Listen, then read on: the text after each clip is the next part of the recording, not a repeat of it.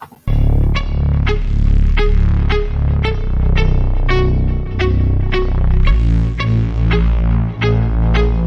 go.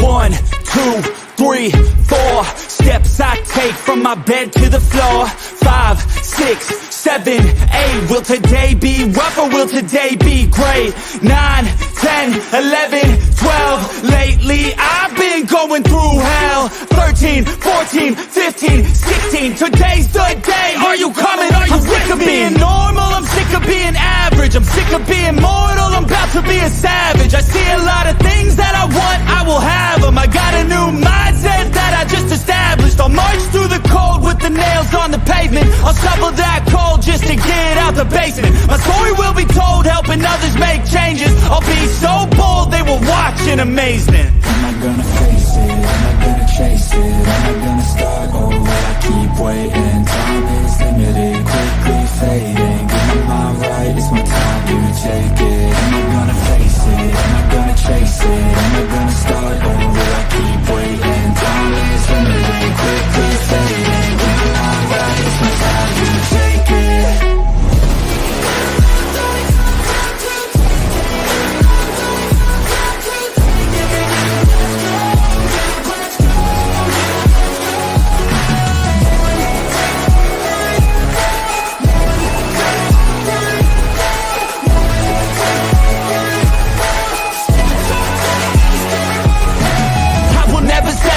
Foot up on the pedal, pushing hard to the metal. Make a deal with the devil. Channel rage through my vessel into something that is special. Energy of a rebel, going up a level. I just wanna be greatness. I could feel changes, turn a new page and tie up my laces. I will be the bravest, break out of my cages. I will not be nameless, I will not be aimless.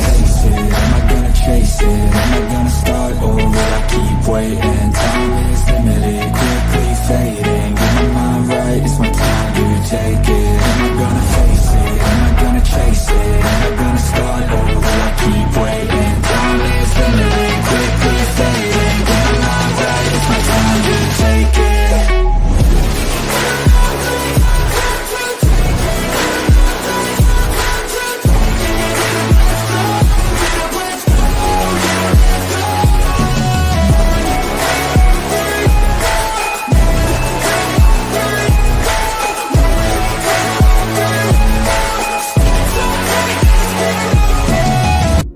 You are now live with the Locked In Podcast.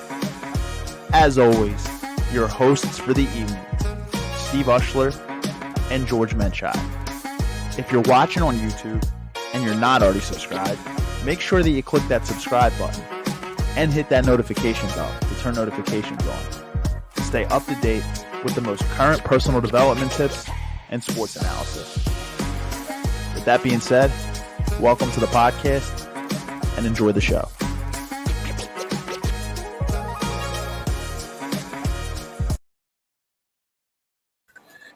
All right, guys, welcome back in on this nice Thursday, third week in January. Welcome back to the podcast.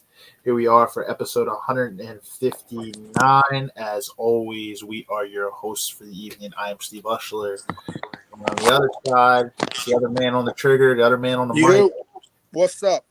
George, Right a.k.a. here, What's up, brother? How you doing, my guy? Good to see you, bro.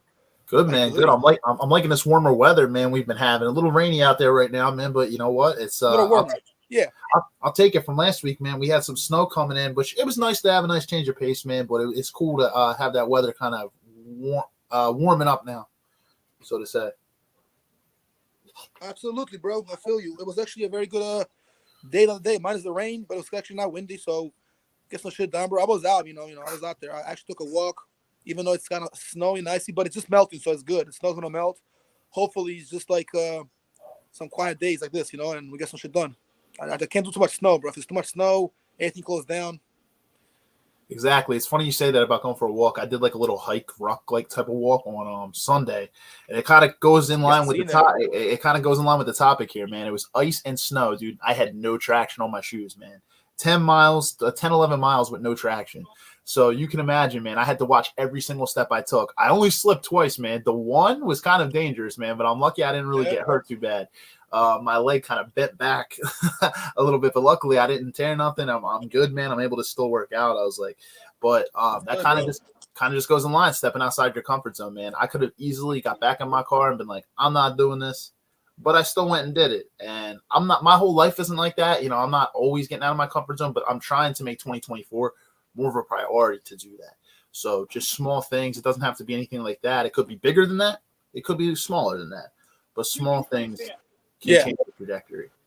And George, I look back, man, we actually talked about this. It was almost 2 years ago when we kind of last covered this. And I think that our podcast centers around personal development. This is one of the biggest things in personal development is to continuously develop yourself, is to push your comfort zone. So definitely, bro. It's actually a good one. We talked about it before, but I don't remember exactly when. But you said 2 years ago, right? Yeah, I remember doing a similar episode. Yeah, I'm sure we've integrated it into episodes, but we actually have almost like a full episode on it. It was almost 2 years ago. It was about the spring of 2022. Right. Oh, yeah. We did something similar too, though, like different topics, but like similar type of, like field, as far as like best versions of yourself and all that, and like what to do, New Year's goals, how to operate and stuff like that. But we never really like talked in depth about some of the stuff that we're going to cover tonight. So yeah, it's definitely a good one. It's good to be back on this type of shit. Yeah, it's a new year too, and this is a good point to kind of start this. You know what I mean? I mean, technically, you should never wait till a new year to change your life, but a lot of people do. So when we set goals, a lot of times it's annual goals for the upcoming year. Technically, they always do it at the end of the year. Yeah, you're right. They always do it at the beginning of the year or at the end of the 1 year. The thing about the next year, like days in or days before the New Year's Eve, exactly. People be like, I got my goals, my New Year's resolution, and we're still early in the year. But I feel like it's good to start the year well. But you're right. You don't have to just do it for the year. You should always kind of think about ways to improve. It should be next month goals, or how to improve, a little bit. Exactly. So this is actually going to be a really good episode tonight, guys. So we do have me and George here. Obviously, we're your hosts. We're here, every single week. But last week it was just me and George. We do have Rich, who, like I said, all the guests are tentative, which means when I say tentative, I mean that they may come on or they may not because scheduling conflicts. And this episode was kind of cooked up a little last minute because of a scheduling shift.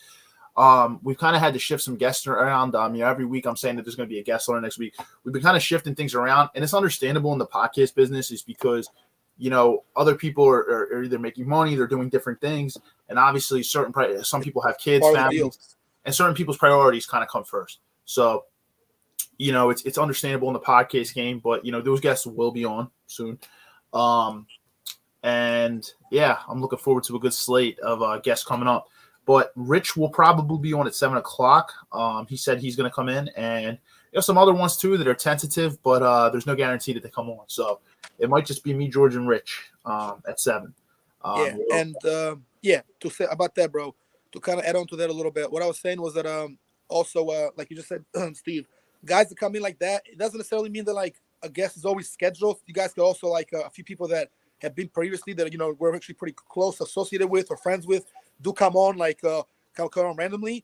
But again, eventually we want to work something like, and you've talked about this many times as well, that we want to kind of like maybe work a line as well. People can call in a little bit and do more like a YouTube show, not just a podcast, which is their cousins. YouTube shows, talk shows, podcasts, and that's shows, whether you're in there in person or via like a screen, they're all like in the same family as it is. You know what I'm saying? Even radio is very similar and et cetera, all that good stuff. But exactly, we do that a little differently, and those know that people that we bring in here is never like a interview type of process. Although I'm asking questions, and he looks like a mini interview is more like a talk sort of like series and show, if you know what I mean. Like, and I've said this when I've done a podcast on my own, which is a little different because obviously on your own it's just you and some viewers, and possibly somebody might call in or jump in real quick or chime in. But it's different ways of doing it. I mean, we kind of do it very naturally flowing, bro. And I like how we do this when we bring people in. Always adds on to it. Even if they're not scheduled per se, it just kind of show up a little like randomly. It's cool because they do it for other big podcasts too. The professionals, the big ones. All the big podcasts right now, they're out right now. They got people coming out of nowhere. They just walk in. You ever watch G Champs? Somebody walks in out of nowhere. Yeah, I was gonna say, and then I put the thing down there. So even though we're not like a radio show, like people like to call in and stuff like that, you guys actually technically, unless it's like a particularly guest schedule one where we don't know if we can allocate the full hour to have our guests come on and then allow you to come on too. But if you guys ever do want to come on, like an episode like this is kind of very free flowing. So if you do want to come on the podcast, all you have to do is either DM us. Me and George have our phones at our disposal. But at the same time, you can also comment on the screen and just say, hey, can I come on? And, all we have to do is we have a link here where we can send you the link to this stream and have you come on. So if you ever want to come on and address some thoughts, we can actually bring you on camera, or you can just keep your camera off and still talk audio-wise if you don't want to be on camera. So there's always ways to do it without having a personal line here. So, I was actually just talking to somebody today who was a former guest on this podcast, fitness guy back in September. So if you guys could probably put that together. I was actually just talking to him earlier today, and he's starting his own podcast. So he's asking for some tips and stuff. I'm like, dude, we're all here to help each other. And like, that's the whole thing. So, everybody, I'm excited that he's going to be launching a podcast pretty soon. I think this year it's one of his goals in 2024. So I'm like, dude, anybody who starts podcasts, we can probably come on too. So it's always like one of those things where we can collab. They come on ours, we go on theirs, and it's great, man. So what I was saying It's awesome. Yeah, we'll hop into the topic in a minute, but I was also going to say, George, you were saying that, we got people that are close to the team and stuff like that on the podcast. Even if we don't have a guest scheduled, they might come on. Yeah, I consider them like admins, because even though Locked In Nation is a whole group, it's not just us. There's people behind the scenes too, right. that are very integrated with us, but it's also all you guys too. The entire audience, everybody who supports us is technically a part of this family here.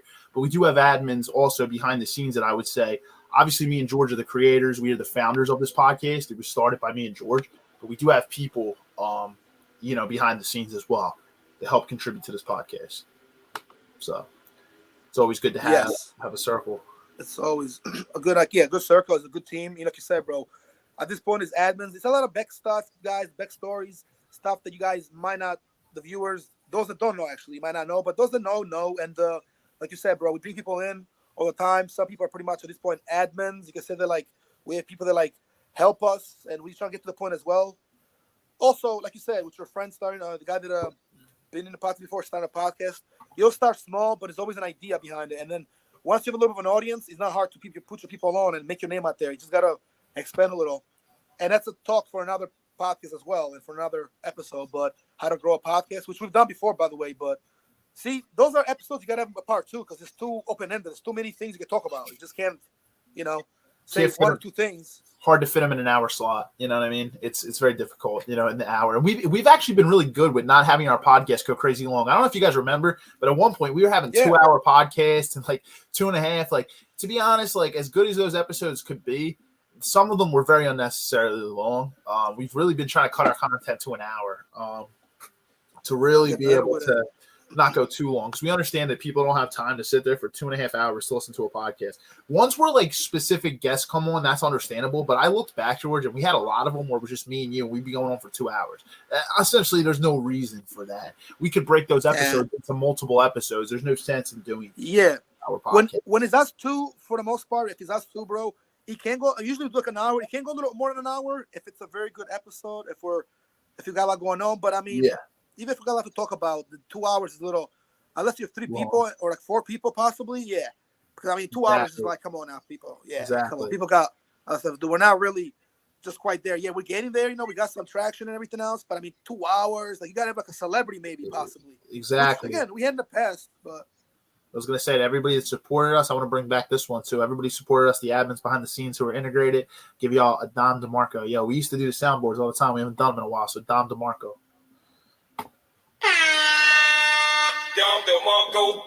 Got to get the sound bites back in, man. We haven't done them in a little bit, man. So that was kind of one of my thought processes going today. I'm like, let's get the sound back in.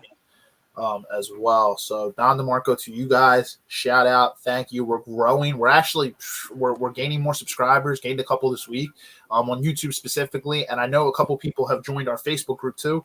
And I'm not sure about Instagram, but I know Facebook. But YouTube is the one we're getting a lot of growth on. So I'm liking the analytics. We're getting more views. We're getting more likes. People are integrating with our podcast or reacting to our podcast, which is great. The fact that we found some people from the West Coast and some other people, we actually found some people that found us from the Philippines too. Kind of crazy, man. So really?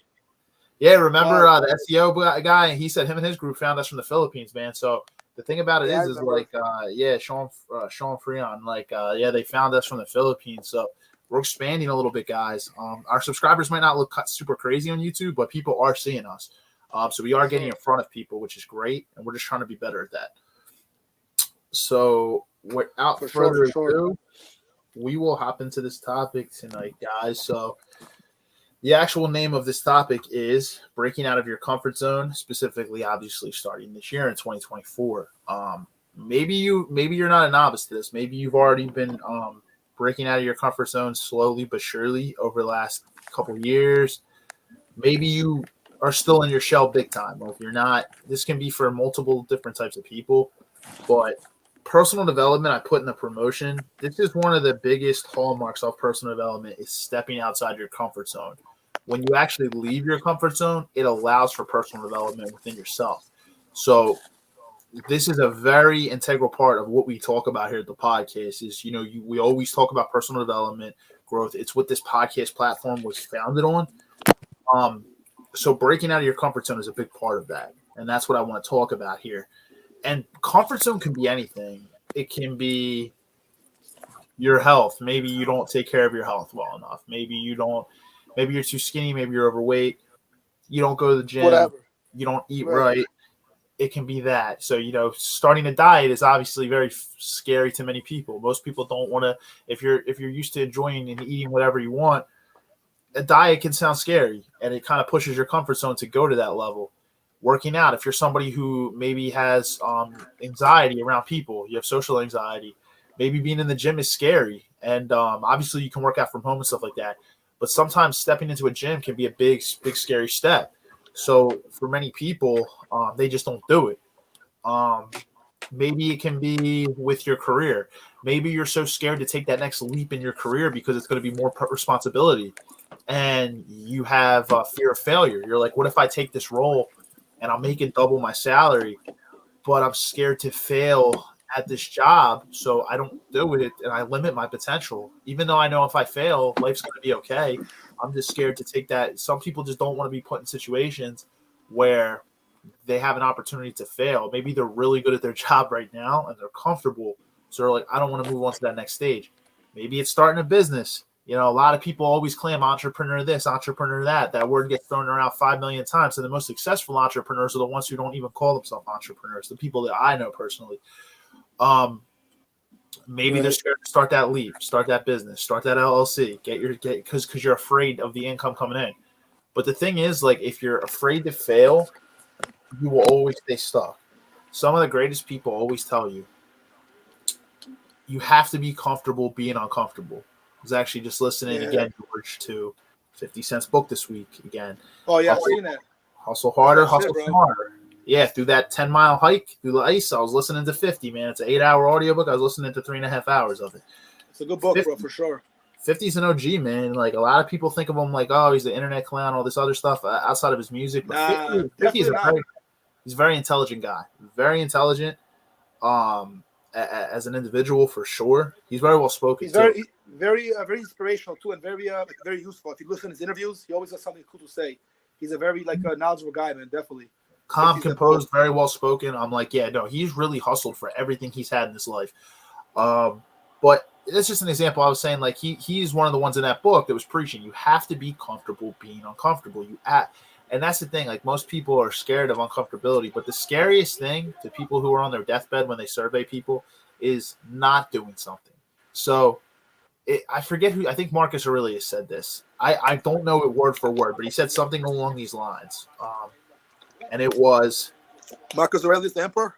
Yeah, of course, man. Yeah. No, another OG philosopher, an emperor, obviously. But Marcus Aurelius said it's not scary.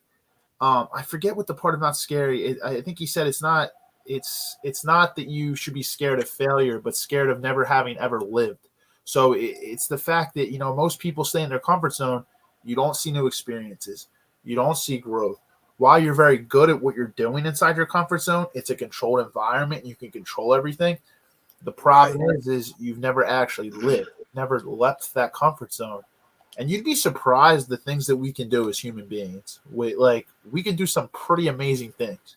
So you'd be shocked at what you actually can do when you step out of it. We're always scared of being embarrassed or failing and everything like that. But you know what? Anybody who laughs at you failing at something is somebody who's never ever tried to achieve anything. I'm gonna tell you right now, anybody who makes fun of you for failing at something doesn't really understand the big picture. You failing at something is actually an opportunity for you to learn from your mistakes. Anybody who's laughing at you failing, it's just, I'll be honest, people who are successful don't laugh at other people who fail. They don't. No, that's true. That's true. You help each other. You actually uplift people at somebody, or even help somebody. To laugh at somebody that's successful, loses it. That's kind of corny, sucker moves. But then also people don't really want to look out, and they don't stand in their word. They break the promise, break the word. Stuff happens. Egos get inflected. First, 3 people come together, try to achieve something big, make a business, entrepreneurship, maybe something positive, help each other. But then sometimes they shift. You know what I'm saying? It happens a lot, bro. It happens in music, in business, in the industry. It happens in everyday life, in friendship, in partnerships, kind of stuff. Yeah, and you know that. I mean, you've seen it. Yeah, and your comfort zone doesn't have to be linked to money or your health. I know we talk money and health on this podcast all the time because it's 2 parts of personal development, and we talk relationships too. It's the biggest part of those are the 3 big ones. But it could be something as like this: not getting on a plane and traveling somewhere else to another country because it puts you out of your element. There's people I know that do things like that. It could be something as small as that, or not trying new food because you're a picky eater and you're like, I don't want to try that. It can just be small things. Honestly, I would actually say getting on a plane could be a big thing. But I'll give you an example. I know 2 people. I probably know more, but 2 come to my mind who have never been on a plane their entire life. One is closer to my age, and one is closer to my parents' age, closer to 60. And here's the thing: one of them is really good with their health. They're an athlete. They're a killer. So they have other things that they have great going for them that other people might be scared to do. But they have the other guy too, who's almost 60, and he's successful in his career though, right, top of his field, top of his career, and everything like that. But scared to get on a plane. So we all have areas of life that we lack, but great in his career. So he obviously took a leap in his career and things like that. But we're scared of small things, like never getting on planes and other things. It's but if you never get on a plane, how are you ever going to see the rest of the world? At the same time, you're stuck here on the East Coast, Philadelphia. You could drive to the West Coast, I guess technically it's a long drive, but I'm just saying, you really don't have much options to drive. You could go to maybe Canada, but most people aren't going to drive to Canada, far in Canada or Mexico and stuff like that. So, I mean, not hopping on a plane or not traveling other spots, it's you live with that fear the rest of your life. And it's hey, it's, so that's what I'll say. I know it's easier said than done, but take that trip. Do things like that. I actually did something a couple of years ago, George. I think you remember. I went to Dominican Republic. I actually solo tripped that trip. A lot of people actually didn't know that. I told somebody recently. They're like, "Oh, you took that trip solo?" They knew I went there. Yeah. They thought I went with people. I was like, "No, I went solo. I went by myself." And at the time, I was a little scared, a little nervous, but I didn't even think twice. I just booked the trip because I was supposed to go with other people to Vegas, and I was like, I've been wanting to go to, and that kind of fell through. And I was like, you know what? I've been wanting to go to Dominican Republic for a while. So DR is what it's at, bro. I mean, Vegas is great, but DR is chill, and it's actually cheaper, probably. I mean, and I would have had less. A lot of money out there. Yeah, I would have had less fun probably by myself in Vegas. It's more of a spot nightlife and stuff. You kind of want to be with your friends or whoever your significant other, whoever you're going with. I went to DR just by myself, and you know what? I was a little nervous when I first got there. I was like, just think about it. There's nobody else here that and everything like that. You know what, man? I had a freaking great time, and I learned a lot from it. It builds your self-confidence doing things that push your comfort zone, and you come back stronger. What do they say? What doesn't kill you makes you stronger, man. So yeah, I agree. So it puts you in a good position to be in, kind of like you said, 50 said, be comfortable with being uncomfortable, And what I mean by that is the environment. Sometimes you're a product of your environment. So if you're in a certain place that you've been in the most uncomfortable you've ever been, when you've been other places, bro, it feels it don't feel as bad. I'm trying to tell you, this whole being uncomfortable thing, to be comfortable, people get scared at the uncomfortable part, right? The word uncomfortable. So I have to go through the fire to reach where I want to go. Go through the sacrifice and the hardship to experience the joy, right? A little bit. It's kind of the same concept. Well, sometimes being uncomfortable is not that bad, but you got to get used to it. But like you talked about in the past on the podcast and in everyday talk, in the conversations and all, people don't like to be uncomfortable because they don't like change. They're scared of like uncomfortability. Excuse me. They're scared of things like not moving or not being the way they're used to it. When you get used to something, bro, that's one of the most things. It's like you're addicted to one thing. It's almost like, even though it's a good thing because like it's a good routine, sometimes you got to change and they be able to adapt and change and make small modifications. That's it tells a lot about your character too. It's definitely something tough. Not everybody can do it. Sometimes they get caught up and they get scared. Sometimes I get scared of change too, but it needs to be done. We all do, man. It. We all do. We're not up here to act like we're perfect individuals. Absolutely not. There's exactly. There's things that scare the shit out of me on a daily basis, man. It's like, just like, yep. and there's other things, sometimes we don't always face those fears, but you have to try, you have to make the attempt. We live comfortably. Yeah. Right. Exactly. We're used to it, especially here in the United States. We live very comfortably. A lot of people live very comfortably. Everything kind of handed to us for the most part. We live comfortably, so it's like imagine being in another country where you got to get used to certain life for a couple of things. You're like, well, is this and is that? It's a little different. I mean, like you could be okay if you could be okay with being simple and having like the simple things and just generic everyday things you need, bro. You'll be okay with like you'll be better off in life. And then when you get everything you need, you're like, well, everything you want, is there. I mean, you can still get what you want when you have the right, finances. You're okay with it, but it's like everything you need is comes first, and then it's like not even a necessity. You don't feel like doing that. A lot of celebrities, speaking of 50 Cent, they'll tell you, they're like, because I've read, his books and his autobiography, like a lot of times it's like, well, they get everything they want, but it's like what they need. They don't even go crazy, or they have a lot of materialistic things and stuff in their home, in the garage, and they only use a couple. He probably has diamonds, rings. He's talking about it, cars. He only uses a few. Yeah, materialistic things don't really bother you as much. So you step out your comfort zone. You feel like that, that's not going to bother me because you can get it, and you're a good money maker. So when that happens, bro, and you're comfortable and confident with yourself, you don't got to worry about things, being there, not being there, having this. You can get it. Like, I'm going to put my life where I'm a lot more comfortable than I ever was. So I know if I need something, I could get it. I just don't sweat it. And it just comes to you. You can find it. I can get it whenever I want to get it. I can spend on it. Sometimes you find stuff you want to get it for cheaper too. You can save money. Sometimes you get free stuff. I got the right. Having the right connections, bro. I'm connected good, bro. So people help me. Speaking of connections, what I was going to say is actually, although comfort zone is one of the biggest things, one of my biggest tips that I can actually tell you, even though you are responsible for to pushing yourself, nobody's going to come and do it for you. But I would say surround yourself with confident people. Surround yourself with people that do take risks in life. And by risk, I don't mean like doing things that are going to put your whole freaking life in danger. Like not stupid risks, like not stupid risks, like doing drugs. Like a small gamble for money. Yeah, not like super negative qualities. I mean, just healthy risks in life. You know what I mean? Just taking chances and risks, not chances positive risks for your whole life in danger. But like, positive risks, things you might be scared of. Yeah. These are people that are always advancing their life. These are the type, and they're confident. Those are the type of people you want to surround yourself with. We're actually talking about outgrowing people. Sometimes we outgrow other people that maybe not be on the same level as us, but you want to surround yourself with people who are confident. So, and then number 2, I was going to say, take it step by step. So there can actually be small things that push your comfort zone in life that can kind of harden you and put your exterior and can kind of lead you to taking the bigger changes. Say you take the same route to work every single day. Why don't you take a different route? Drive a different way, like something else. It's something as small as that. Say, like I said, you eat the same thing every day. Switch up what you eat. Change something. Like do something different. Small things can sometimes build the habit in our process of changing new things. And I don't know about you, but I actually feel really excited at the end of the day when I try to learn new things. I've been actually focusing this year that every day I'm trying to learn something new, even if it's like super, super small. Just something different that's a pattern interrupt from everything I do regularly. Obviously, as a disciplined person, I try to do routinely things, but I do try to shift some things around to change things, kind of give a pattern interrupt, if you will. So I'm not doing the same thing every day. And it makes me feel a little bit good because I'm like, all right, I'm doing different things and you're switching things up. But just small things can actually be beneficial. No, you're right, bro. Like you said, I like that too, actually. Switching small things. So, the thing with risks is the reward, bro. Going back to what you said earlier, a few minutes ago, the reward, it's got to be like kind of like not greater, but just as good as like the risk too. Yeah. And the sacrifice you're going to put. So it's like if the reward's not that big, they get a big risk. You feel like it could be possibly compromising or detrimental, for lack of better terms. You could do, you cannot, you could be in a bad spot too. But if you take the right risks and then you small changes like that, like taking a different way to work, doing something a little different, having options. That's why options is a good thing because, you got to change things around and you keep a certain balance. You don't get bored of some things. You don't get caught up in the same routine. If you stay still, it's like even the laws of power, the rules of power. You stay still at times, the same thing. You're not really evolving. You get left behind, It's so You true. got to make your presence felt, but also by not being there all the time also helps you out. So you see what I'm saying? It's like, there's a twist to it. Yeah, the laws of power are great, guys. Those actually really. Here, let me show you something real quick. Speaking of this, of stepping out your comfort zone, I actually got this book recently. Oh, nice. What's this? Robert Greene.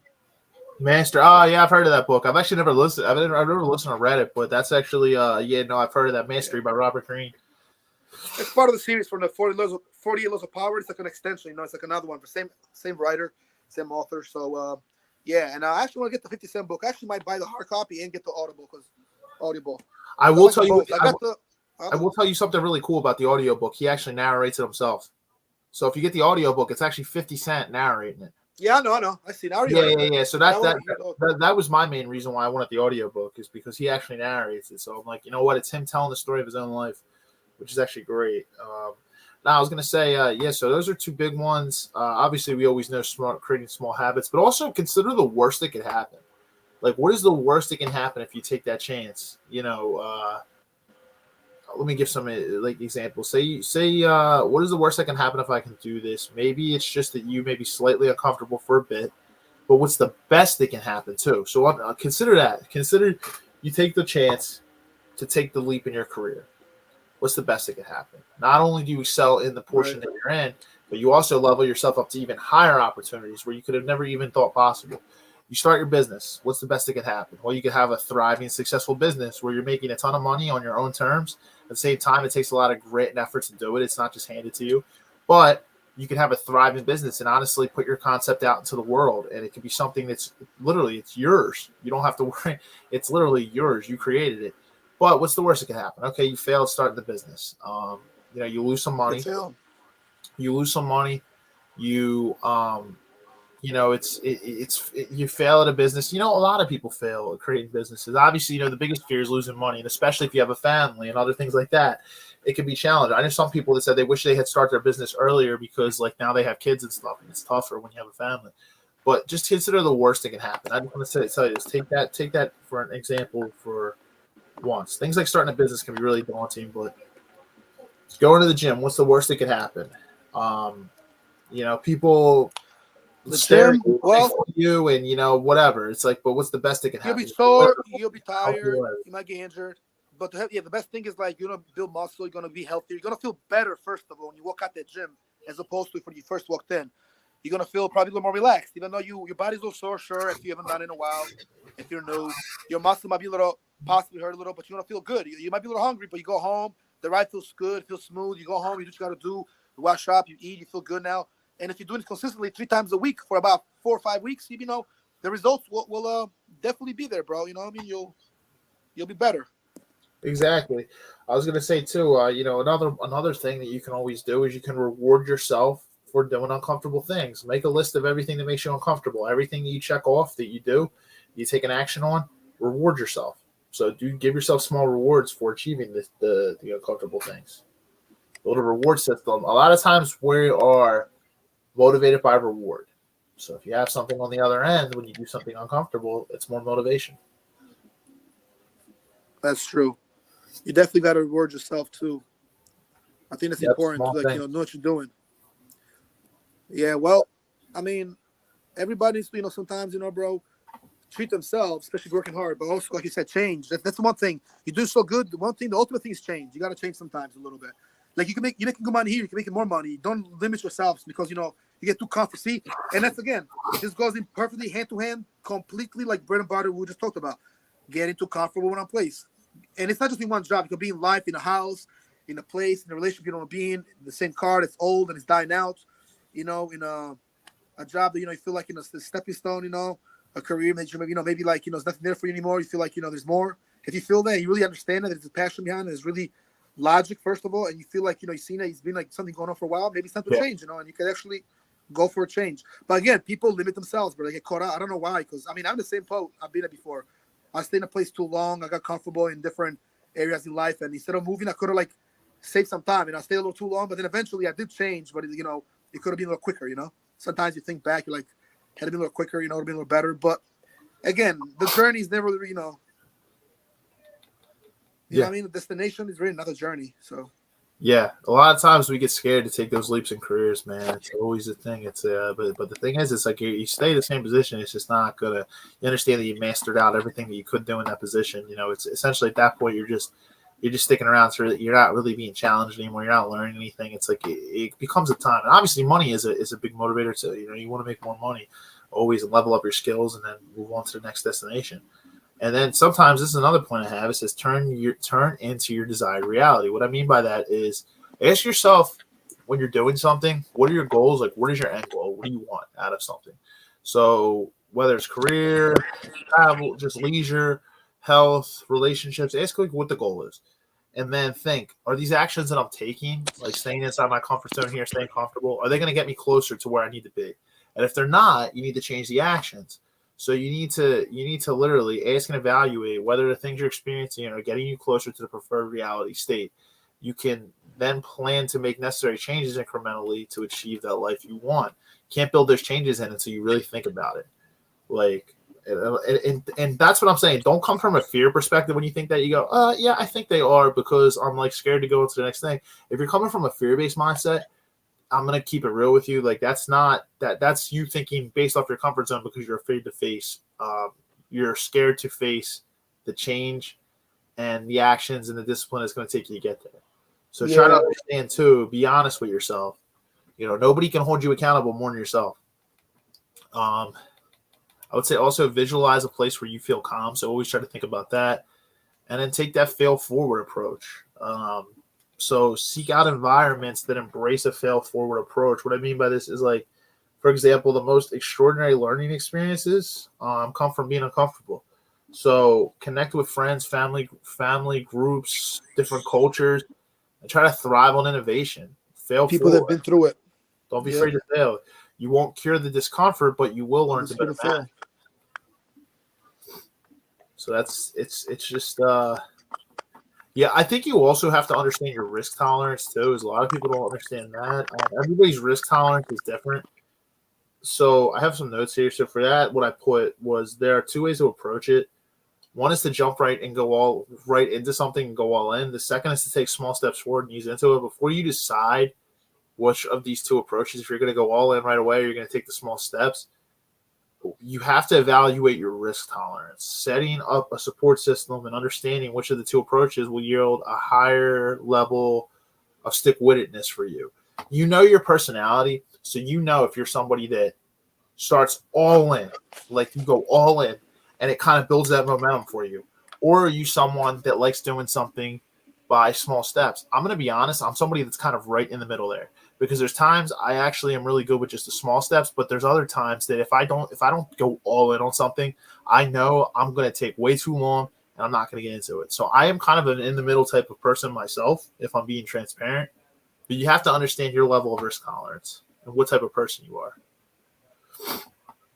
You have to Yeah. acknowledge the fear that you feel, and acknowledge that it's I real. think it's important, bro. Yeah, like the risk taking's got to be like, what level are you going for it, and how much you really want to do it, and also you got to see like how beneficial it is to you though. But you can't always see it. But sometimes, like you said, Right. friends let you see that, mentors in life. You can just life itself shows you, and then also sometimes you get a little older and you see it more. Like Yeah, I was gonna that say really let's is have a beneficial for conversation. you.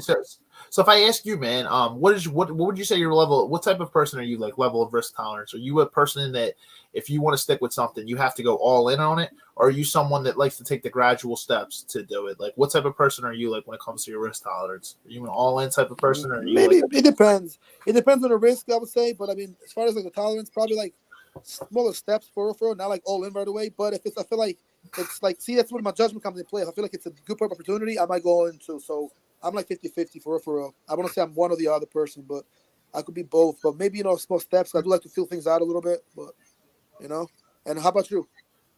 Yeah, Or if I it's just different? said. So I'm like kind of like in the middle. It sometimes when it Oh, depending on the situation, I am an all in type of person. Like I have to go all in because I know I'm not going to stick with something. It depends on the situation. If I don't go all in, but there are other things that aren't as like big life changing things that I could do small steps towards.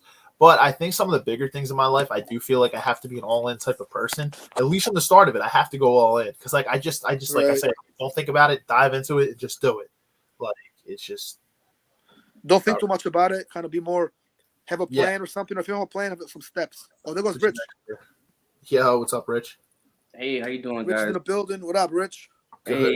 Hey, I apologize for being a little Sense. late. I had some technical difficulties, but I got them fixed up. So I've actually been trying to get inside the podcast since like probably 6:55. So No, no problem, brother. No problem. Yeah, All good, bro. we were just talking about obviously stepping out of your comfort zone. We've been going through like steps and stuff. We were just talking about like risk tolerance and stuff like that when it comes to like kind of understanding your risk tolerance when it comes to stepping outside of the comfort zone.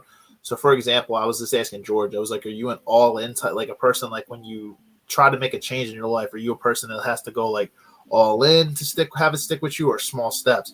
I said personally for me on the bigger life decisions, I feel like depending on like how difficult the risk is, I have to sometimes just go all in, and then like the momentum kind of builds for me. Whereas like I feel like some of the more like leisure things in my life, like that I take the small risks on, I feel like I can go small steps and stuff like that. It really depends.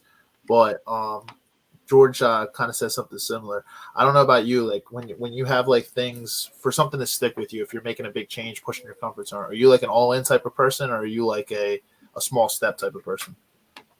well, for me, if it's something that's going to be extreme, extreme change in my life, something that's going to require, an increased amount of dedication, I do understand that kind of like all in mindset. You really do have to, when you're making big changes, change your mindset completely. And with the small and leisurely things, I very similar to you two. I just take my time with those things. Like I try to take small changes and hopefully it equates into consistent habits that are positive.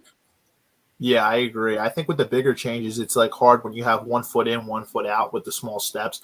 Whereas like you go all in on those ones because you know that they're going to require a big type of dedication and a big comfort zone push. So yeah, that's just my mindset when I think of big things. I'm like a lot of times when I Yeah, try the small step approach, it doesn't work for me. Like I'm like, okay, there has to be a point where I have to just go all in on this, and I can't sit there with like small steps because it's just not working. Um, yeah, that's just personally me. So yeah, I agree with that. I resonate.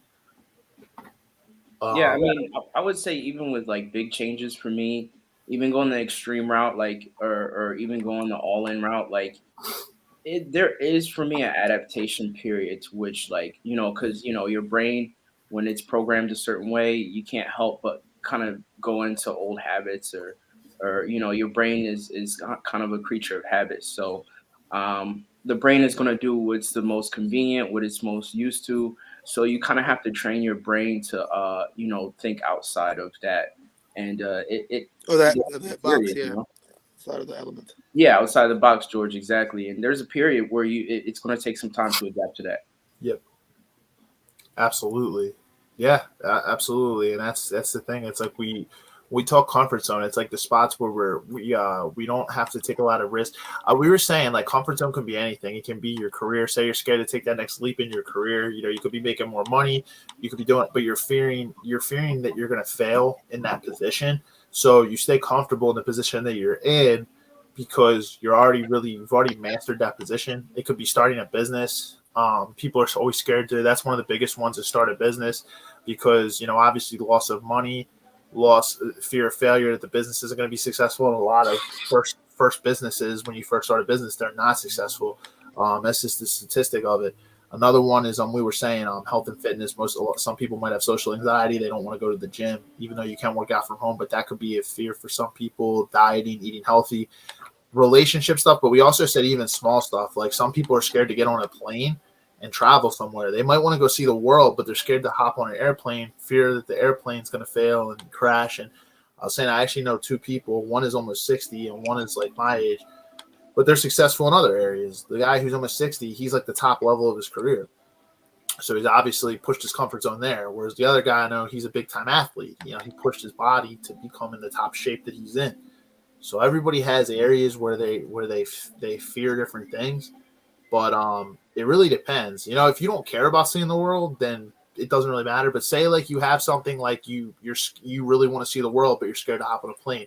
Well, then you're kind of have a part of your life that is lacking if you don't take that leap. So it really depends on That's what true. you are and what you care about. Because some people might like literally genuinely not care about certain things, like um, you know, that somebody else might. So if it's something that's holding you back in life and is making you not feel complete, then you have to really reassess, figure out what type of action you have to take to get over that hump and push your comfort zone to feel complete.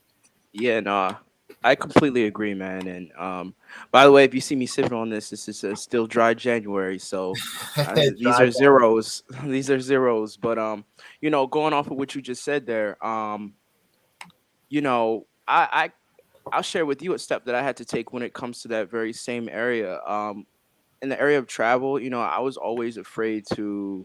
I know we've been on the pontoon boats and things of that nature, and we've been out in the shore, but I've always been afraid to kind of go on a cruise ship. And this past year in 2023, I actually took the step to actually go on a cruise and travel multiple islands. It gets a lot of kind of that adventurous side of me to really explore That's what's and up. experience new things. Yeah, man. It was you always kind of got a fear in the back of your head, man. Like, is this going to be the cruise line that's, gets stuck in the middle of the ocean? Like we've been hearing certain cruise lines, Right, right. Yeah, you always Carnival. think that, right? Yeah, yeah. But, I took Norwegian and it was a great experience. It was awesome. I mean, they had so much entertainment, so many islands I went to. So I'm grateful for the experience and to conquer that, fear that was always kind of been in the back of my head. Absolutely, man. That's what's up, dude. I'm really happy that you were able to achieve that. I've actually never been on a cruise yet, man. Definitely a goal for mine for sure. I've been on boats for like fishing, like miles and miles and miles out. I've never been on a cruise though. Definitely something I want to do, and it's Man, it's a definitely on nice my bucket list. experience. Yeah, yeah, It's a different absolutely. vibe. I mean, I can't. I was actually thinking about this morning, guys. It's funny. I've been in a cruise. I've been at sea for like 5 days. After 3 days, man, day three is Yeah, rough. But I mean, I've been to sea for like 3 days, 2 days out to sea. Like, I mean, I went to like out. I mean, in the ocean too. I mean, I went from like country to country, not in the islands, but like out in Europe, and yeah, ocean to sea, still open sea, bro. It's fascinating. It's great, but by like the fourth day, I need dry land, bro. I gotta be, or at least gotta be by the dock nearby. yeah. I need to, I, chill I, out there, bro. Go to the field. I put my feet on dirt. I gotta walk. It's my different. whole You're thing. on a boat that floats. Yeah, my whole thing with boats and planes has always been if the boat's gonna crash or the plane's gonna crash, it was my time to go. Like I can't sit there Yeah, I'll take my chances. because that's not something like inside my control. I'm not flying the plane. I'm not driving the boat. If you hit something, like I'd rather live than never live. Like to stay here and never ever see That's anything true. else and never live but out of my own fear. Like I like roller coasters. People go, oh, you go on a roller coaster, you could die, fall off.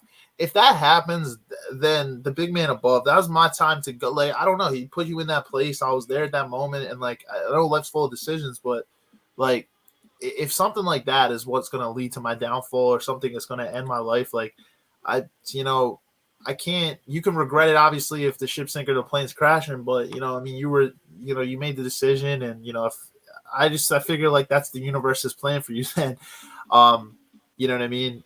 But like I like that you went on the cruise, Rich. I was saying a lot of people know I went to Dominican Republic, but I'm always shocked. Like a lot of people really, some people don't ever know that I ever traveled there solo. So my whole thing is, I was Right. going to That's the Vegas. whole point. You went solo.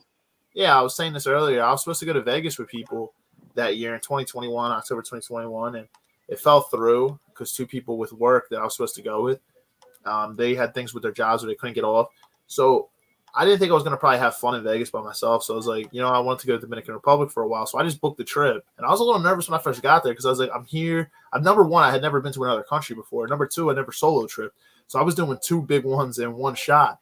And then dude, I had a blast. Like I came back feeling more confident than ever. I was like, you know what, that was easy. I went and traveled this, and then I was able to see another country too. So like it was. I also snorkeled there too, and I didn't wear a life jacket. Like I just dove down, went snorkeling, and I didn't like wear a life jacket doing it. I had the option, but I think of myself as like a decent swimmer, so I just went down. The water's clear enough that you can see everything though. So I had goggles on, which is fine. It's not like the Atlantic where it's dark and you can't see anything. You don't know what's below you. I mean, I could see everything. So I tried with the life jacket first. I was like, I don't need it. That was good. But yeah, I did some things.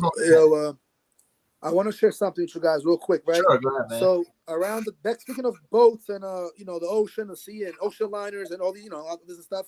So around this time, I was actually Titanic. It came out in the '90s, right? I think you guys probably remember a little bit. You guys are a little younger than me, but so Titanic was out, right? And I'm sure the whole world watched. That was I was watching Titanic. Everybody's talking about it.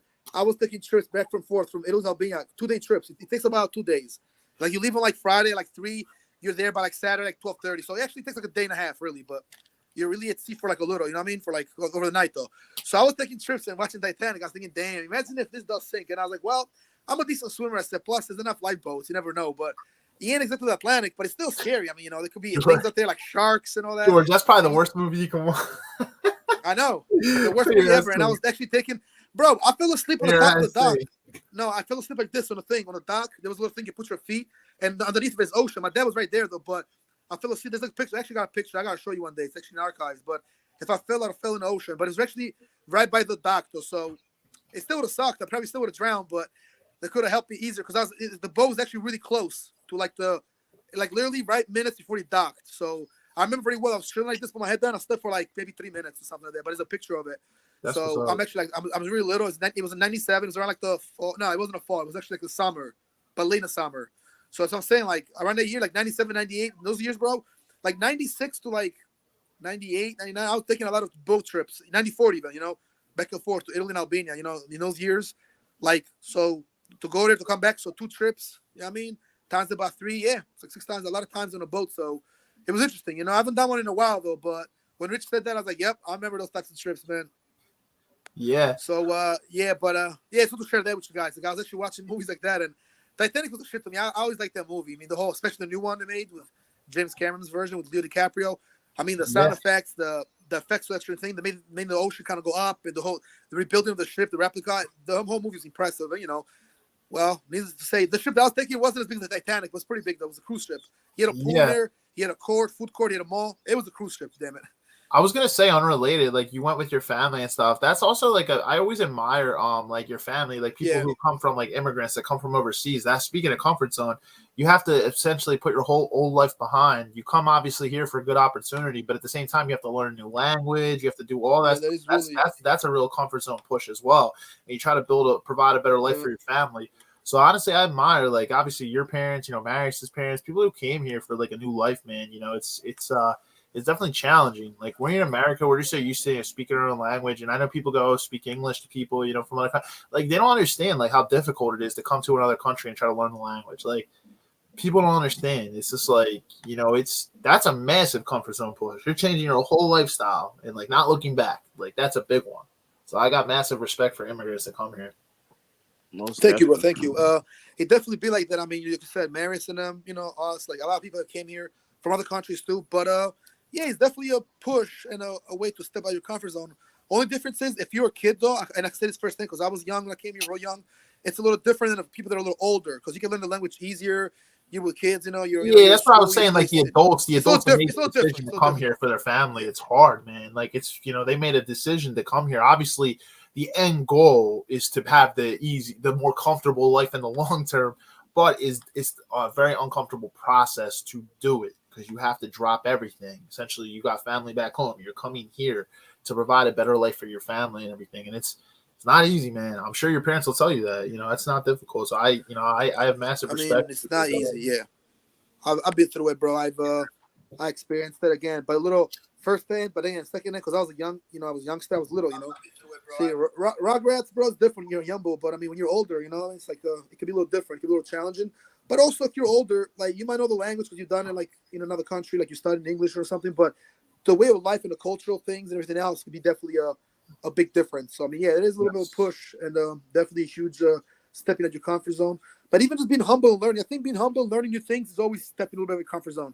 You fail new things, you're not looking good. It's like you trying to be an acrobat. Like say Rich can play football and baseball, but now Rich wants to learn how to be an acrobat or something like that, or like some aerobics. You're gonna fall a little, you're gonna fail, and that's the whole part of the deal, bro. It's learn new things. I think just itself, which is a very important skill to have in life and something good. I think learn new skills is actually stepping in your comfort zone because you're putting your mind to something, learn something new, and you're not gonna do well right away. But yeah, I definitely agree with the humble yourself approach because it's like, for me, like if you want new experiences, you're gonna have to learn new things. You're gonna have to accept the fact that you're consistently learning even as an adult. You know what I mean? You never want to get like with an attitude like you've arrived. And like for me in my situation, like I'm currently dating a girl that she's Puerto Rican. Well, even before I met her, I made the determination that hey, I want to learn Spanish so that when I go to a South American country, obviously not Brazil, but if I'm going to a place like Argentina or Colombia, you know what I mean, or Chile, if I'm going to Mexico, if I'm going to, you know, Dominican Republic, like how you went, or Puerto Rico, all of which I've been. I mean, it's best to know kind of your surroundings and know what's going on. Knowing the language helps you understand the culture more. You know what I'm saying? So for me, like just to Definitely. you know what I mean? And just for me to just happen to want Yeah. to learn Spanish, it's just ironic how, you know, now I'm with a girl who is Puerto Rican, you know, and now we're kind of learning together, you know what I mean? She's from United States. She was born in the United States, but she, you know, wants to reacquaint herself with some elements of her culture in the form of visiting the country and things of that nature. So it's just a great skill to know the language. Mm-hmm. I agree. Yeah, it's a Yeah, good skill, bro. and there's so many Even if you're services dating her, out it'd be there good where to you know can. another language. I was gonna say there's a lot of services out there where you can. I'm not gonna lie. Like a while ago, like I was trying to learn Italian, and I kind of just let it fall by the wayside, to be honest. But I was using Babbel, and I was trying to learn on a basic level. You know what? Because it's good to know. I mean, you can learn different languages, even if you don't immerse yourself in the language clearly. But like if you're gonna travel spots, it could be good to know like basic tourist like language. You know what I mean? Things to ask for, how to talk, and how to speak on like a tourist level. It could be good to know when you travel somewhere. So there are a lot of good options. You used to have to just use like Rosetta Stone back in the day and stuff like that. Now they have like Babbel and there's all different types of things. You can do them right from your phone. They have exercises and stuff. I'm not sure what you're using to learn, but that's awesome, man, that you're trying to learn Spanish. I learned it in high school for 3 years, but I didn't take it my senior year. But still, some things resonate with me. Yeah, no, Babbel. Um, Yeah, so pretty same route as you with Babbel's Italian. good. yeah. Yeah. Yeah, so Babbel, yeah, Babbel's cool. They have like the little exercises and stuff, and it kind of helps you to. It's like a lot of repetition stuff to help you remember, which is cool. The cool thing is like you can like decide like how you what you want to learn it for. Do you want to have it on an extensive level, or do you want to know it just for traveling, or just you know what I mean? Which is cool. I always like that about it. Yeah, that's a good idea. I gotta use Babbel more. And I've it's used not. the Lingual. I've used the Google Translate. I use the other Google. You know what I mean? And I actually have books. I actually have a book in French and Spanish. The thing with Spanish for me, I gotta write a little more because there's a few words that are a little different. But I actually know how to read it and how to speak it. Yeah, and And if you date I can someone, write a little bit, but yeah, if you date someone that speaks another language too, you'll learn like gradually from them as well. Or if you have friends who true, are true. speak different languages, like for Marius and like you, George, I've learned like some things in Albanian and stuff like that on a small level, but I've still learned things that like I could pick up if like somebody speaks it, just from True, knowing yeah. people. Yeah. So it's always That's how it interesting. goes, bro. You can always learn from your friends too. Like if Rich has a bunch of boys, some of his homies and his boys are Brazilian, you might learn some Portuguese, some of the curse words or the funny things they say. It might put you onto something. Sometimes they message you, and then but they don't know that you're like, oh, okay, I know too.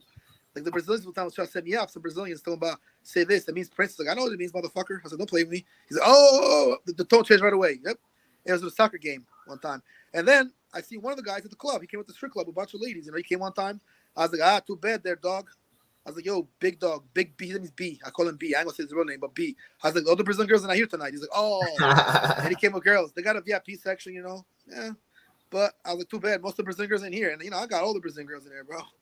I know all the girls where they are. But, again, bro, that's how it is sometimes, Like you say, you got to step your comfort zone. People hate on you for that. If you're the man, if you step out your comfort zone and you can do things on your own, sometimes guys, they can't do it. Sometimes they're haters, and people hate too. You got to be careful. I always said that successful people don't make fun of other people for failing at something that they're trying to push their comfort zone. Absolutely not. People that aren't pushing their comfort zone enough are the ones who are going to laugh at you. Be like, haha, look at this person trying to do this or trying to do the most. Oh, they're arrogant. They're this. People who judge you like that, they don't have an open mind, and they're usually the type of people that aren't. I'm going to keep it real. They're not doing shit. Like they're the ones who are just stuck in their comfort zone, so they want to keep you there too. What they say, misery loves company, man. So Exactly. I remember, man. Misery loves company. I remember when I was like trying, You I was know, learning Spanish. I'm still in the process of learning Spanish. Like, I remember someone told me, like, why are you kind of rolling your R's? Why are you? Well, that's a part of the culture. Like, that's the right way to say that word in that culture. It's just like if someone came from another country and yeah, they have an accent, right?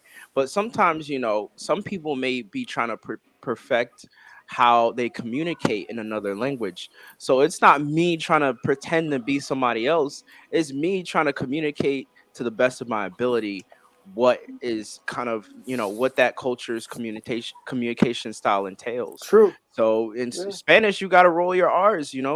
So that's, I mean, that's how they communicate. So it's of course it's going to be haters, but I mean none of that stuff is relevant, you know what I mean, in the big picture of things. You got to kind of let that roll off because it's always going to be haters as long as you're doing something right, you know what I Always, mean. always. Anybody I know that's successful has always had people hating on them, whether it's Yeah. just in general or even in business. I know a person, they said who's a multimillionaire in real estate, and they said, they've been sued multiple times and they've won every single time, but it's just because people will sue out of hate, like literally, like, oh, that person is doing something, they have to be doing something illegal, I'm gonna sue them. It's like, and that's the thing, like So fucked up. people tend to think like, oh, the person's being sued, they're a bad person. Doesn't always mean that. Like that's what I'm saying. It's like a lot of times it's like people, like I said, misery loves company. It's a famous saying. People who are miserable, they want you to be miserable with them. They don't want to see you doing better. They don't want to see that. They it's you see people who go to like school with people, like they, maybe they're successful in a certain area, and then they go and they're like, oh, why the hell's that person like doing well? Oh, they didn't do shit in high school. They shouldn't. Why do they have success? Not understanding the amount of work they took to like push that comfort zone and become that and maintain that type of success. Like people hate. It's like we need to do a better job of not hating on each other and literally just trying to be happy for other people's success. And you can learn from people. Like that's the thing. It's like, but that requires, that's what you and George were just talking about, Rich, the humility aspect of it. You have to humble yourself.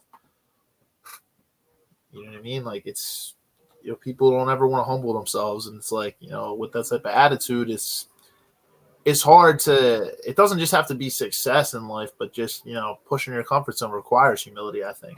Because you're gonna fail no matter what. There is no life you're gonna have that is gonna be perfect. That is going to be every single thing you do along the way is going to be perfect. No, you're going to fail. Failure is absolutely inevitable. And Failure is always there. usually the people that achieve the most or see the most and do the most in life are the people that have failed a million times. Like they've failed more than anybody.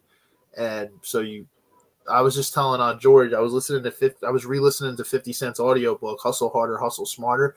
Most people think 50, oh, he's like an internet clown. Like he's just known for his music. Troll He or like something. clowning people. No, he's actually a really educated individual. Like he's educated beyond belief. Like he went through a shit ton of adversity to get where he's at. But one of the things he says is you have to get on, and a lot of people say this, you have to be uncomfortable. I mean, comfortable being uncomfortable. Get comfortable being uncomfortable, because that's when you're going to thrive. And I actually recommend anybody who wants to listen. He actually narrates at 50, which is why I went for the audiobook version of this. I got it. It came out in 2020. It's called Hustle Harder, Hustle Harder, Hustle Smarter. Yeah, it came Um, out April 2020. I remember when it came out. Good yeah, book. no, A very excellent read. yeah, like you learn a lot, Interesting. but um, essentially like the art of being like just like a hustler in life, like working your ass off. Like it takes a lot, but there's going to be tons of obstacles, but you have to get comfortable being uncomfortable, essentially. Yeah, no, I agree, and I'll go as far as to say, like, even when y'all talked about the failure aspect of those who are highly successful, like in the failure that they endured, like, a lot of them don't even see it as failures; they see it Yeah, as lessons learned. They see it as, exactly. oh well, I learned I can't do it this way, or this way is the more difficult route. Let me try to tweak what I'm doing. Let me try to fix what I'm doing and make things a little bit more convenient, a little bit more innovative. And I think that in those lessons, those failures, it actually like clears the way for the success, you know. And so I do think that failure is completely necessary and relevant in life. And I've actually learned this when you know, as you all know, I'm in school for marriage and family therapy. And as you guys also know, just sharing and being kind of vulnerable with the audience here, you know, I was married, you know, and I was also, you know, I was married, you know, we lost our child through miscarriage, and then we got a divorce afterwards, you know. And for a really long time I thought that my first marriage was always a failure, you know what I mean. But when you know, going through the nuances, when going through this training, going through the classes with my colleagues who are also working to be marriage and family therapists, um, you know, we've also like all learned how to kind of restructure, because I'm not the only one who's divorced first and foremost in that line of work, but they kind of reframe the thinking to, well, we don't even see these marriages as a failure. We kind of see as, okay, what doesn't work, you know what I mean? What type of person am I going to work with? You know, what type of person is going to want to stick things out through tough times? That's not everybody. And everybody who wants to get married shouldn't necessarily get married. Or everyone who wants to get married isn't always ready to get married. And so, you know, weeding those things out when you're going through dating, when you're selecting a partner, you know, those are some changes that you can make personally in your life. Be more selective with the women or the men that you approach, or the, you know, the people who you surround yourself with, and you'll notice the quality of your partners will go up. Yeah, absolutely. Don't be afraid to have the tough conversations too. I would say, just that's at a general level, but just don't be afraid to have tough conversations, because it's like it's one of the most important things I think is communication inside of a relationship. But that's a great point. It's like, yeah, you know, you learned a lesson like from the. It's not so much a failure, but you learned a lesson from that marriage. So you take into like, say if you ever decide to get married in the future. You know, I'm not saying, you know, marriage is right or wrong. You know, you get married in the future. It's like if you decide to marry in the future, it's like now you'll have an understanding of the lessons you learned from the first time, and not to bring that into the next. You know what I mean? Like you learn things. You don't look at it as a failure, but more so exactly like you said, lessons learned. Very well said. Yeah, man. True And story. True I, story. yeah, bro. Like I know the signs to look for, man. Like, and like I know, like if I'm gonna get married again, like I know what partner. Like I have a list, a very descriptive list of what I will and will not kind of welcome into my space, into my life. You know, and I had that before, but it wasn't as descriptive as it is now. And Right. I think that you know, I mean, everything's in the details, man. Like everything's in the details, and you'll be surprised how the smallest of details can like kind of kind of kind of snowball into like bigger problems, like small details that you probably don't even think about, you know, not you per se, but I'm just saying in Yeah, general, like in most people general. don't Yeah, think yeah, about, of course. you know, like most people don't think about, all right, you know, the way, you know, that my wife will kind of see having to cook after working, or is she accustomed to having a man in the house that's able to cook, things like that. Some people would consider those big things, but a lot of other smaller things are, hey, are you going to be the type of man who, if you have kids, if you determine that you want to have kids, are you the type of man that says, hey, I think I'm going to be a little bit more cautious of who I have my kids around? Or are you going to be a little bit more kind of, hey, we're kind of open book. We want our kids to experience different environments and different, you know, backgrounds and things like that. You know, your partner may have a Different thought. surprising opinion towards that. You know Yeah. what I mean? So Yeah. yeah. Yeah, those are the conversations that need to be had for sure. And yeah, that's the thing. Even if you have different opinions, it doesn't mean that you guys can't kind of come to an agreement and, you know, come to the middle. That's why it's healthy communication is always important. You know, it doesn't have to be a non-negotiable essentially if one thing doesn't go your way. But that's why compromise and just having that healthy line of communication is just so important. And I'm sure, yeah, obviously that's obviously something that's really cool that you're honestly, you know, studying and everything like that. And like that's kind of like what you're working in and everything, where you're going for your masters and everything. That's really cool. And I think that there needs to be more people that are like those type of things, because it's like like people don't ever think of that, like being like a marriage or like just relationship, like a family or marriage therapist. It's like that's a lot that goes into that, but it's a very, very important role in society for sure. Yeah, most definitely, man. I just think that the structure of the family is kind of under attack in this country in the sense of when it comes to secular music, when it comes to the structure of kind of what our society is being built upon right now. I just think that you have to protect your families in order to protect the children. you know Absolutely. and a lot of my when I was a probation officer, I worked right next to the sexual offenders unit, and For so real. I seen firsthand Wow. how important it was for people to make a change, like how important, and how hard it was for adults who have gone through a lot from, not having, the proper family structure. I've seen how hard it is for adults like that to have to make positive changes in their life. Yeah, very much so. Very much so. It's definitely challenging. I think that and I love it you said like it's like for the kids and for the sake of the family, and like not just that but also for the children in the family. I guess it's so important that try to have all these conversations before you actually get married, because then it's like obviously the final goal is never, you never want to have to get to a level of divorce, but obviously sometimes it's the only way.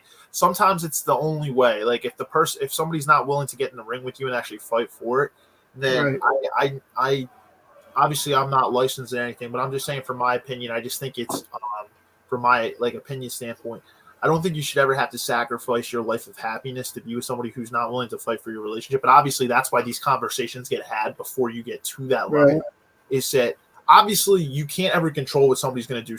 You could think that you're the happiest person in the world, and you're an and somebody could cheat or something could happen. They could break everything and break your trust.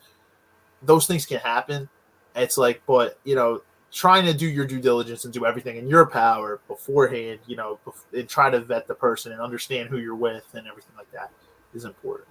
To do everything that you can. Obviously, some things you can't control, but Yeah, I agree. Right. yeah, no, I think divorce and I think people just having kids, just have kids and being divorced, and stuff like that. It's a big problem in this country today, for sure. Um, I think I'm not blaming social media. People make their own decisions and actions, but social media definitely. I think dating apps and stuff makes it, always the constant need for validation is something that plays a part in it for sure. And having that validation at our fingertips becomes a problem. A lot of people don't always have self control or self discipline. Yeah. So True. Self-discipline takes you a long way, man. How you do one thing and how you perceive one thing in life that you actually have some kind of like attachment to. It doesn't have to be something you're passionate about, but even like a job and all, it tells you a lot about your character, bro. You gotta do everything, the right way. I mean, even if you don't like doing it, because it tells you who you are. If you can do things that you don't really like to do, but that you gotta do, it just makes you much more, uh, like better as a person to reach, your full potential. It makes you, more durable, tougher mentally, yeah, spiritually, more, work ethic. It definitely gets improves, leads and balance. It shows you focus and shows character to determination. That's why I never used to think of that. The way you do one thing, because things I didn't like, I didn't give a shit about. But it's like even stuff you kind of don't like, bro. Try to put a little patience, get them done. Obviously, don't waste your time, but it's like how you do one thing, man, because it shows really like your mindset's got to be like sharp for everything. That's why you stay open minded and you stay on your feet and again humble and always want to learn, always want to go forward. Because they say at 30 you're old enough to know better and to know some stuff, and also young enough to learn new things. Because they say the older you get, for example, it's hard to learn a language. But at 30, even at 40, it's not, like it's still like a good time to learn a new language or a new skill or something that takes a little, some time and young men brain cells. Yeah. yeah.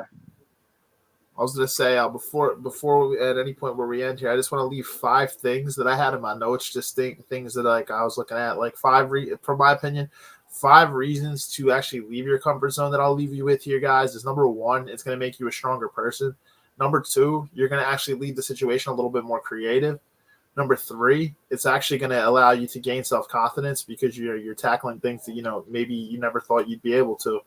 Number 4, it's going to help you continue your personal development. So we're always trying to develop and grow in life. That's what this podcast was literally founded on. I know we talk sports sometimes, but the main foundation of this podcast is personal development. So always try to grow and, things like that. Number 5, the final one, is you will meet new people and you'll live new rewarding experiences as a result of chasing things outside your comfort zone. So those are my 5 points. Just reasons to actually leave the comfort zone. And obviously there could be a million reasons why it could be detrimental not to, but it all depends on what your goals are in life and like what your big picture is. Like I said, some people could care less maybe to see the rest of the world. And there might be other people that might be saying, you have to see the rest of the world. Like, what are you doing? You never lived.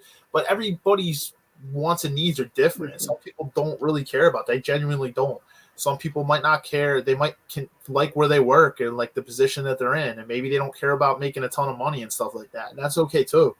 It's just, if you have certain ambitions, say you want to make a lot of money and then you don't, like, for example, and then you don't take the leaps to get to, like, you'll feel unfulfilled your whole life. So just understand like what your goals are, what your needs are, and what your wants are, and understand the actions that you will have to take, because to achieve great things, you do have to be uncomfortable. It's just the fact of it. Like, you can't be comfortable forever if you want to achieve some big things. So it all depends on what you want. Everybody's different. Everybody's unique. So that's my whole point on it. I'm not sure if you fellas have anything to add before we wrap up. I mean, I don't have like 5 points necessarily. I did some research. I did some stuff on my own, but I did I would say 3 things, 3 good reasons to kind of step in your comfort zone is just kind of like, so number 1 is I think to kind of test yourself a little more. I think in general, again, and it goes back to, it's not right or wrong, by the way, guys. Be very clear. It's not like right or wrong. It's just kind of like opinions. But if you think about it on logic, it kind of helps make sense. Because, you want to change yourself a little bit and, try new stuff and all that. So be a little more, maybe like it feels like it makes you a better person by taking that stuff that, you feel like are interesting, but maybe you never tried before. So challenge yourself is number 1. Number 2, sometimes step your comfort zone, pure curiosity. Just, see how things are in a different light, different perspective, learn different stuff, hear from others, do some changes, like just change a little for that reason alone. And number 3, very simple, just the fact of changing alone. Change is it's part of adaptability. Adapting is part of evolving. So I mean, in life we all got to evolve. It's part of life. So I mean, change is kind of like at some point a little essential, necessary. Yeah, we can talk about detrimental reasons. We can talk about more positive reasons to change. Because we talk about risk, good and bad risk, and sort of like good and bad change. But this is obviously mostly about good change. But I think this 3 good enough reasons. Just kind of to see things beyond what you know and a little bit test your knowledge, like curiosity, possibly get wiser like that too. Just because change is good overall, that's number 2. So just change itself should be there. And then like I said, just test yourself a little and challenge yourself. And there could be many more reasons I could go into, but these are 3 I think good ones to kind of just to think about.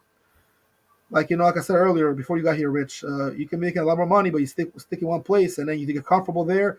And being too comfortable doesn't always, it's not always a good thing. Like we talked about it, it's the saying, you get too comfortable. So change and stepping out of the comfort zone and thinking a little bit outside the box and just knowing things more than what you're always used to is always good. Like going more for it. Like I'm curious.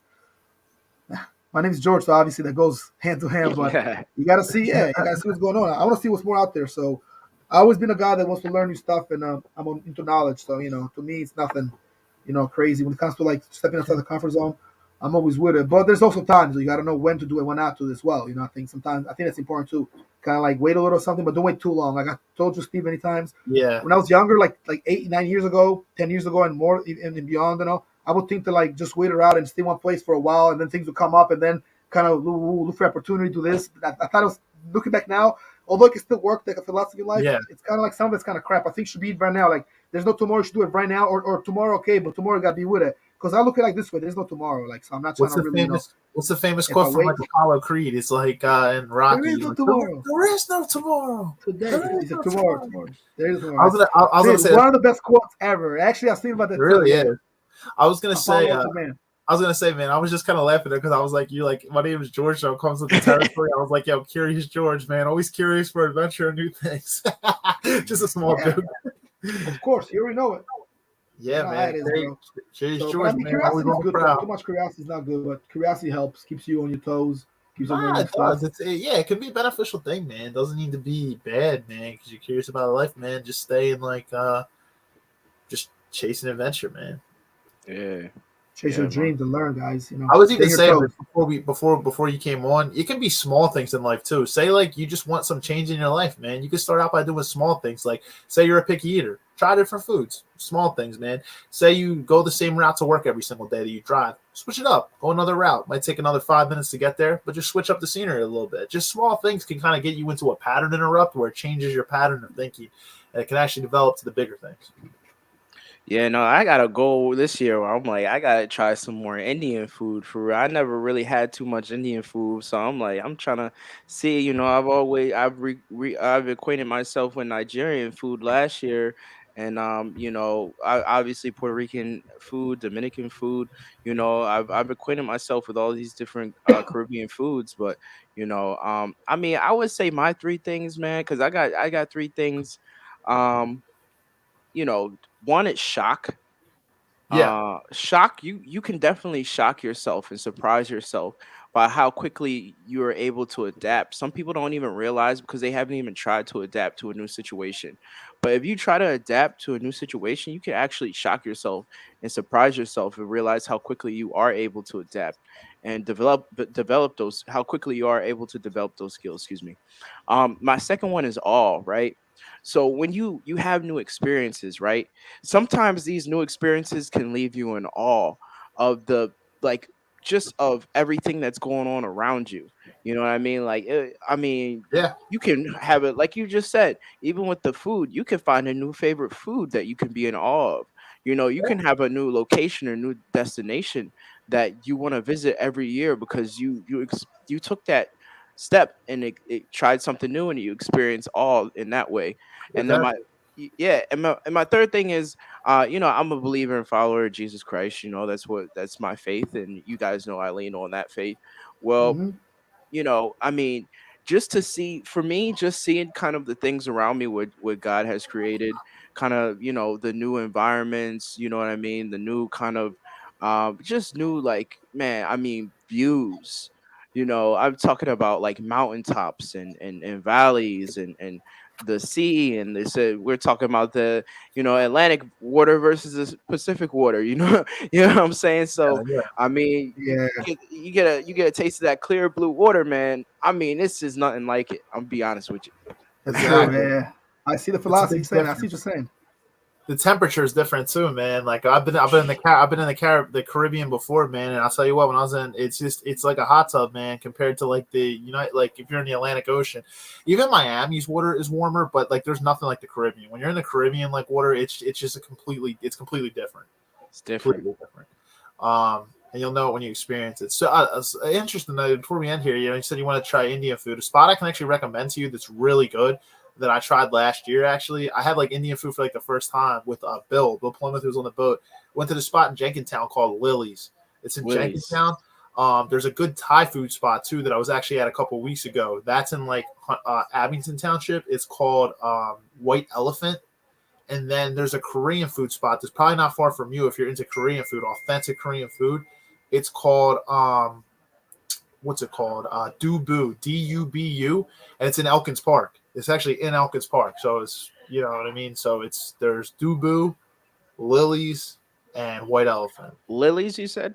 Lily's, yeah, it's in Jenkintown. White elephant. Oh, So sounds let me good. I'll search for it real quick. Lily's. Got you. Authentic Indian cuisine. I'm already there, man, because Yeah, yeah, Jenkintown's not far yeah. from And me. that's not no chain type. That's like legitimate Indian food. The spice level is on point. Like it's like legitimate Indian food. Like it's really good. Yeah, Bill like knows the owner there. He's like met the owner multiple times. So no, really good spot, man. I like the pictures that I'm looking at, man. I really do. Thank you. Yeah, yeah, of course, man. Yeah, really good, man. I went there and I was just like, wow. But yeah, I'm always like an adventurous eater, so I like to like try different cultures, foods, and stuff like that. Um, my cousin recommended a spot too just recently. Nina's sister Jen, a Peruvian food spot. I'll have to think of the name of it. It's rated very well. It's up in Ambler, PA, and it's a Peruvian food spot. And she said it's so good. Like her and her husband love it. Like it's like one of their favorite spots to go to. So I'm always down to try like new cultures, like food, man. Always. Oh yeah, Sorry, I'm you already muted. know it, guys. I And really Rich is appreciate actually a that. really interesting person when it comes to this. Because Rich actually will try some cuisines. I know when it comes to stuff. You know what I mean? It's like, but then again, who wouldn't? So we gotta try. Yo, guys, it's Indonesian spot, right? It's some of the best chicken sandwiches you'll eat, bro. It's so crazy, like this big, right in your hands. Because I was doing DoorDash. I might have told you, Steve. I don't know if I put you on, but it was me and my man Cozy was hanging out doing DoorDash one night. It was like about a month or two ago, right before the New Year, like around like Thanksgiving time, right? And there's a spot. It's not for nothing. I got the order. I went back there, but they had some great sandwiches. And Cozy's mixed. He's literally Indonesian. He's black Indonesian and a couple other things. So it's obviously cultural thing. So he goes in there. He orders a sandwich. Then I see the big ass sandwich. So, let me order one too real quick. And this is right after the delivery. I went back there because we got another delivery call from there. So I get my sandwich. We eat it real quick. Do my second delivery. I'm like, oh, this is some freaking banging ass sandwich. It's super healthy, bro. You could tell, man. Even said it was organic too because we seen it there. We're actually looking at the restaurant a little. So I decided to go again there another time. And last time we were there, which was actually a couple of days ago, was closed. We got there like after 11. It was closed. Like, darn it. Yeah. Some really good place up there, bro. Vietnamese food in South Philly got all the restaurants when it comes to like Asian food. Like Thai food is amazing, like you're saying, Rich. I mean, obviously Puerto Rican food and Hispanic food and Caribbean food, but I was talking about Southeast Asian food. I was going to say there's another spot in Elkins Park too that's an Indian food spot. It's called Tiffin, Tiffin, Tiffin. I haven't had a chance to get there, but Bill's been there. The one time me and Bill tried to go there, we went to Lily's instead because Tiffin was actually closed on the day we went. I think they had something where they had to close early, but Tiffin, that's actually in Elkins Park. So I haven't been there, but I've heard great things. But Lily's, like I've been to, and that is really good. Thank you, man. I already got it down. You guys know, and George, like you just mentioned, I'll try. I'm the guy I'll try anything except for some bugs, man. That's the only thing I won't eat. You know what I mean? I know some countries they like eating they bugs and tarantulas and crickets and all the other stuff. It's like, nah, man. I'm good. Yeah, bugs and cracking things and snakes and all that. Yeah, I eat. Apparently, they say the Komodo dragon tastes good. I've never even tried a dragon or lizard, but crocodile tastes good because they eat it themselves. I would try dragon or lizard, man, or something like that. I've tried gator. That doesn't taste like anything. It tastes like chicken. I've tried frog legs, like down there. Like I've tried frogs. Yeah, I ate frog legs. They eat salamanders. But people in the South eat spiders. I don't think I go. They eat the frogs and they eat crocodiles. Alligators. They eat alligators in New Orleans. Ironically, we eat shrimp. I don't know about you guys, but I've eaten like shrimp, and they say shrimp are like the roaches of like the sea, bro. Like it's crazy. Yeah, but obviously, I'm not gonna eat no fried roaches. Like it's like, like you know what I mean. But I eat some fried shrimp though. Some oyster. Come on, Rich. Yeah, yo, listen, guys. We're going to Whole Foods right now. We're going to Whole Foods right now. We're going to go shopping. Yep, blame me. Y'all get me hungry. Yeah, I'm with it, man. Listen, I know we like to eat. Yeah, man. All right, guys. Yeah, so guys, just push that comfort zone. We were just talking about that at the end there, like food and just trying new things. But like I said, it could be something as small as that, trying new things to eat, or driving a different route to work, and just getting that pattern interrupted, just trying different things. And you'd be shocked. Like you might try something and be like, "Wow, this is like really tastes really good," or driving them around to work, "Wow, this is pretty scenic." And you just get to see different things. You get your coffee from, like Dunkin' Donuts, like, oh, okay, go try another Dunkin' Donut. I don't know, just switching different things up. And there's small things I've like in my history, like from like things I've done, like when I do new things, like it makes me want to like go after like the bigger things. Like that's just me, like small pattern interrupts that works for me. So could work for you guys too. But I just want to thank you fellas for hopping on here tonight. Thank you, Rich, for joining us as always, man. Like we said, like I think like with you, Rob, and Marius, like we were saying before the podcast like kind of started, it's more like you guys are like admins, kind of like behind the scenes kind of here, because you guys are like always coming on. Obviously, me and George, like, we created the podcast, but you guys are kind of like admins here, like you, Rob, and Marius. Yeah, most definitely, bro. I just enjoy the conversation, the new things that we talk about, the new things that we learn on here, because I learn new things on here most definitely. So I know I've gotten some great feedback about your podcast from the audience, especially on YouTube. A lot of my connections, and you already know my YouTube plug right at the bottom there. Rich and Media posted the last actually podcast, and some people actually texted me and messaged me on Facebook and was like, yo, this is like, I like just the dynamic. So let's keep it moving, man. Let's keep building, man. Of course, man. Absolutely, man. That's what we say. I'm like 2020. So like, I think my thing for this year is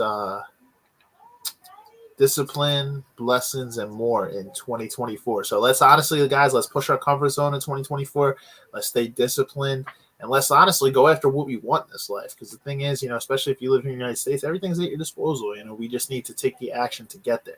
When you have a solid group of people around you, it helps. So let's just keep pushing that comfort zone. Amen. All right, fellas. Sure, man. It was good stuff, man. I'll leave it at that. I think that was a good end to the conversation there, and I'll leave it at that, fellas. Yes, sir. Just want to tell you guys, have a good weekend. And then to everybody else, same thing. Have a great weekend. We'll see you guys next week for episode 160.